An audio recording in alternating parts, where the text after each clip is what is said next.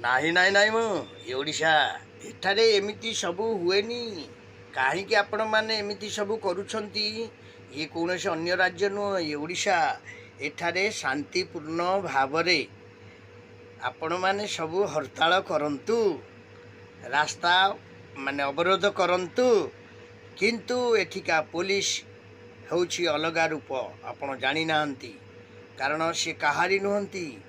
କାରଣ ଏଇ ଦେଖୁଥିଲି 2 ଦିନ ତଳେ ଯେଉଁ ରଣକ୍ଷେତ୍ର ପାଲଟି ଯାଇଥିଲା ଆମର ଭୁବନେଶ୍ୱର ଗାନ୍ଧୀ ମାର୍ଗ, ଯେଉଁଟାକି ଇନ୍ଦିରା ପାର୍କ ପାଖରେ, ଷ୍ଟେସନ ବଜାରଠୁ ଇନ୍ଦିରା ପାର୍କ, ସେଇଟା ଗୋଟେ ଗାନ୍ଧୀ ମାର୍ଗ, ମହାତ୍ମା ଗାନ୍ଧୀଙ୍କର ମାର୍ଗ ବୋଲି ନାମିତ ଅଛି ଆଗରୁ।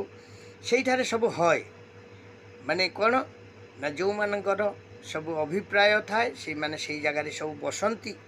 ବସିକି ଶାନ୍ତିପୂର୍ଣ୍ଣ ଭାବରେ ସେମାନେ ଆଲୋଚନା କରନ୍ତି, ସରକାରଙ୍କ ସହିତ ହେଉ ବା କମ୍ପାନୀ ସହିତ ହେଉ, ଯାହା ସହିତ ହେଉ। କିନ୍ତୁ ଇଏ ବହୁତ ଅଶାନ୍ତିପୂର୍ଣ୍ଣ ହିସାବରେ ଏଇ ଜିନିଷଟି ଆଗକୁ ଆଗେଇ ଗଲା। ଏହା ମୁଁ ଭାବୁଛି ଡ୍ରାଇଭର ଭାଇମାନଙ୍କର ସମ୍ପୂର୍ଣ୍ଣ ଦୋଷ। ଆଉ ଡ୍ରାଇଭର ଭାଇଙ୍କୁ ଯିଏ ଉସ୍କେଇଛନ୍ତି, ଯିଏ ବି ହୁଅନ୍ତୁ, ତାଙ୍କର ହେଉଛି ପ୍ରଥମ ଦୋଷ। କାହିଁକି? ଏ ବାବୁ, ତୁମେ ସରକାରଙ୍କ ସହିତ ଯଦି ଆଲୋଚନା କରିବ, ଆସିକି ବସିକି ଆଲୋଚନା କଲନି। ମୋହନ ମାଝୀଙ୍କ ଦୁଆରମୁହଁକୁ ଗଲନି, ଯିଏ ଆମର ଓଡ଼ିଶାର ମୁଖ୍ୟମନ୍ତ୍ରୀ ଅଛନ୍ତି। ବିରୋଧୀ ଦଳ ନେତାଙ୍କ ଦୁଆରମୁହଁକୁ ଗଲନି, ନବୀନ ବାବୁ ଯିଏ ଅଛନ୍ତି ପୂର୍ବତନ ମୁଖ୍ୟମନ୍ତ୍ରୀ, ଯିଏ ଅଛନ୍ତି ଟ୍ରାନ୍ସପୋର୍ଟ ମିନିଷ୍ଟର, ତାଙ୍କ ଦୁଆରମୁହଁକୁ ଗଲନି। ତାକୁ ନ ଯାଇକି ଆଇନିକି ହାତକୁ ନେଇନେଲ। ସାଙ୍ଗେ ସାଙ୍ଗେ ସରକାରୀ ଜମି ଭାଙ୍ଗିଲ, ସରକାରୀ ବାଡ଼ ଭାଙ୍ଗିଲ, ସରକାରୀ ଗାଡ଼ି ଭାଙ୍ଗିଲ, ସରକାରୀ ଗାଡ଼ିରୁ ପମ୍ପ ଖୋଲିଲ। ଇଏ କ'ଣ କ୍ଷୟକ୍ଷତି? ଏ କ୍ଷୟକ୍ଷତିର ପରିଣାମ ଆପଣଙ୍କୁ ଭୋଗିବାକୁ ପଡ଼ିବ, ନିଶ୍ଚୟ ପଡ଼ିବ, କେହି ପିଠିରେ ପଡ଼ିବେନି। କାରଣ ଓଲା ଉବେର କମ୍ପାନୀ ଯେଉଁ ଅଛି, ଆପଣମାନେ ଲଗେଇଛନ୍ତି ଗାଡ଼ି, କ'ଣ ସରକାରଙ୍କଠୁ ଆପଣ ପରମିସନ୍ ନେଇକି ଲଗେଇଛନ୍ତି? କ'ଣ ପାଇଁ ଆପଣମାନେ ଏଇସବୁ ଜିନିଷ କରିଲେ? ଅପ୍ରୀତିକର ଜିନିଷ ଆପଣମାନଙ୍କ ପାଇଁ। ଦେଖନ୍ତୁ, ସରକାରଙ୍କୁ ଯେବେ ଦେଖା କରିଥାନ୍ତେ, ଶାନ୍ତିପୂର୍ଣ୍ଣ ଭାବରେ ଆଲୋଚନା କରିଥାନ୍ତେ, ତାହେଲେ ନିଶ୍ଚୟ ଏହାର ସୁଫଳ ମିଳିଥାନ୍ତା।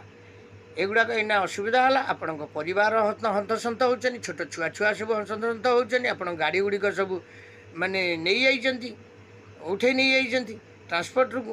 ତେଣୁ ଆପଣ ଏସବୁ ଜିନିଷ କରିବାଟା ନାହିଁ। ଯେବେ ପାରୁଛନ୍ତି ଆପଣମାନେ ଯାଇକି ସରକାରଙ୍କ ପାଖରେ ନିଶ୍ଚୟ ପୋଲିସ ପ୍ରଶାସନକୁ, ସରକାରଙ୍କୁ ଭୁଲ ମାଗି ତାଙ୍କର ପାଦ ତଳେ ପଡ଼ି ତାଙ୍କୁ ନିବେଦନ କରନ୍ତୁ, ସାର୍ ଯାହା ହେଇଯାଇଛି ଭୁଲ ହେଇଯାଇଛି, ଆଗାମୀ ଦିନରେ ଏ ପ୍ରକାର ଦ୍ୱିତୀୟ ଥର ଆଉ ଏ ଜିନିଷ ହେବନି। ତାହେଲେ ଆପଣମାନେ ରକ୍ଷା ପାଇଯିବେ। ଆଉ ଆପଣ ଯେବେ ଡାଣ୍ଠେଇକି ରହିବେ, ତାହେଲେ ଆପଣ ବହୁତ କଷ୍ଟ ପାଇବେ, ଆପଣଙ୍କ ପରିବାର ମଧ୍ୟ କଷ୍ଟ ପାଇବେ। ହଉ, ରହିଲି। ପ୍ରଭୁ ଆଚାର୍ଯ୍ୟ। ଲାଇକ୍, ସେୟାର, ସବସ୍କ୍ରାଇବ୍ ବହୁ ମାତ୍ରାରେ କରିବେ। ଜୟ